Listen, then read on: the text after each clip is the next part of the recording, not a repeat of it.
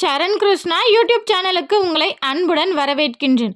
எதிரிகள் தொல்லை விலக நீங்கள் செய்ய வேண்டிய பரிகாரங்கள் என்னென்ன அப்படிங்கிறத பற்றி தான் இந்த வீடியோவில் தெளிவாக நம்ம பார்க்க போகிறோம். நம்ம சேனலில் உள்ள வீடியோவை ஃபஸ்ட் டைம் நீங்கள் பார்க்குறீங்க அப்படின்னா மறக்காமல் நம்ம சேனலை சப்ஸ்கிரைப் பண்ணி வச்சுக்கோங்க. நம்ம சேனலில் தொடர்ந்து குலதெய்வ பதிவுகள், ஆன்மீக தகவல்கள் வந்து கொண்டே இருக்கும். வாங்க வீடியோக்குள்ளே போகலாம். எதிரிகள் அப்படின்னோன்னா நாங்களாம் பெருசாக யார் கூடயும் நாங்களாம் சண்டைலாம் போட மாட்டோங்க. எங்களுக்கெல்லாம் யார் எதிரி இருக்க போகிறாங்க அப்படின்னு சொல்கிறவங்களும் இருக்காங்க. ஆனால் எதிரிகள் அப்படிங்கிறது நம்ம வேலை செய்யும் இடத்தில் தொல்லை கொடுப்பவர்கள், மேலும் நம்ம வீட்டில் அக்கம் பக்கத்தார் அடிக்கடி நம்மக்கிட்ட வந்து சண்டை போடுறவங்க, மேலும் நம்ம ஒரு பொது இடத்துக்கோ இல்லை உறவினர்களோட விசேஷத்துக்கோ போகும்போது நம்ம செவனேன்னு இருந்தாலும் நம்மளை கடுப்பேற்றி அதில் சந்தோஷம் அடைகிறவங்க, இது போன்ற எதிரிகளும் மறைமுக எதிரிகளும் நம்மளை விட்டு விலக நீங்கள் தாராளமாக இந்த பரிகாரங்களை செய்யலாம். இது உங்களுக்கு அவங்களுக்கு எந்த ஒரு பாதிப்பையும் ஏற்படுத்தாது. உங்களை விட்டு அவங்க நவந்துருவாங்க, அவ்வளோதான்.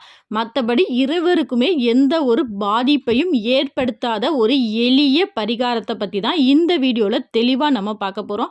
இந்த பரிகாரங்கள்லேயே 3 பரிகாரங்கள் நான் சொல்கிறேன். உங்களால் எது முடியுதோ அதை நீங்கள் தொடர்ந்து செய்து பாருங்கள். கண்டிப்பாக ஒரு வாரத்தில் நல்லதொரு மாற்றம் ஏற்படுவதை உங்கள் கண் கூட நீங்கள் பார்க்க முடியும். இந்த பரிகாரங்கள்லாம் நீங்கள் செய்கிறதுக்கு முன்னாடி 1 நிமிடம் கட்டாயம் உங்கள் குலதெய்வத்தை மனதார வேண்டிக் கொள்ளுங்கள்.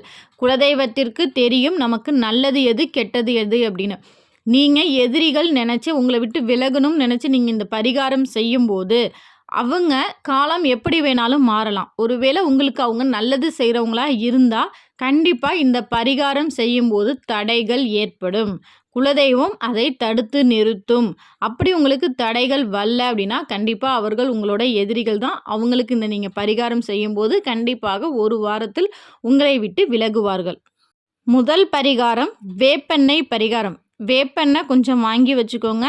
ஒரு தீபம் ஒன்று ஏற்றி வைத்துக்கொள்ளுங்கள். ஒரு வெள்ளை காகிதம் எடுத்து வைத்துக்கொள்ளுங்கள். கருப்பு கலர் பேனா எடுத்து வைத்துக்கொள்ளுங்கள். அவ்வளோதான். இதை நீங்கள் உங்கள் வீட்டு ரூமில், ஹாலில், சாமி ரூமில் எங்கே வேணாலும் உட்காந்து செய்யலாம். கிழக்கு முகமாக பார்த்து உட்காந்துக்கோங்க. கிழக்கு முகமாக தீபமும் எரியட்டும். அந்த வேப்பெண்ணெயை தொட்டு அந்த வெள்ளை காகிதத்தில் உங்களுக்கு யார் எதிரியோ அவர்கள் பெயரை எழுதி மனதார வேண்டிக் கொள்ளுங்க. இவர்கள் என்னை விட்டு விலக வேண்டும் அப்படின்னு சொல்லி மனதார வேண்டிக் கொண்டு அந்த காகிதத்தை அந்த நெருப்பில் காமிச்சு எரிச்சிருங்க. எரித்து அந்த சாம்பலை தண்ணீரில் கரைச்சி உங்கள் தலையை 3 முறை சுற்றி ஜிங்கில் ஊற்றிடுங்க. இது போல் தொடர்ந்து 3 நாட்கள் செய்து பாருங்கள். கண்டிப்பாக உங்களோட எதிரிகளின் தொல்லை குறையும். 7 நாட்கள் செய்தீர்கள் என்றால் அந்த எதிரி உங்களை விட்டு கட்டாயம் விலகுவார்கள். இதை செய்யும்போது ராகு கால நேரத்தில் செய்வது ரொம்பவே சிறப்பு. 2வது பரிகாரம் உப்பு பரிகாரம். அருகில் இருக்கிற அம்மன் கோவில் அல்லது விநாயகர் கோவிலுக்கு வீட்டிலிருந்து ஒரு கைப்பிடி உப்பு நீங்கள் எடுத்துகிட்டு போய் அந்த சன்னதியில் வச்சிடணும். சுவாமிக்கு முன்னாடி வச்சுட்டு மனதார வேண்டிக்கோங்க. இவங்க எனக்கு தொல்லை கொடுக்குறாங்க, இவங்களோட தொல்லை எனக்கு விலக வேண்டும், நீங்கள் தான் என்ன பார்த்துக்கணும் அப்படின்னு சொல்லி வேண்டி வைத்து விட்டு வாருங்கள். தொடர்ந்து 7 நாட்கள் செய்ய வேண்டும். இதை செய்யும்போது நீங்கள் அடுத்தவர்களிடம் பேசக்கூடாது. அதே மாதிரி இதை எதுக்கு செய்கிறீங்க அப்படின்னு சொல்லி பக்கத்தில் உள்ளவங்க கேட்டாலும் அதற்கான பதிலை நீங்கள் சொல்லக்கூடாது. உங்கள் எதிரி உங்களை விட்டு விலகுனதுக்கு பிறகு நீங்கள் தாராளமாக சொல்லிக்கலாம். அது வரைக்கும் யாரிடமும் நான் இந்த எதிரி என்னை விட்டு விலகணும், அதற்காக நான் இந்த பரிகாரம் செய்கிறேன் அப்படிங்கிறத யார்கிட்டையும் சொல்லக்கூடாது.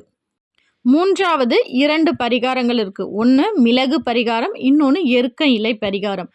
மிளகு பரிகாரம் என்பது ஆண்கள் செய்வது இன்னுமே சிறப்பு.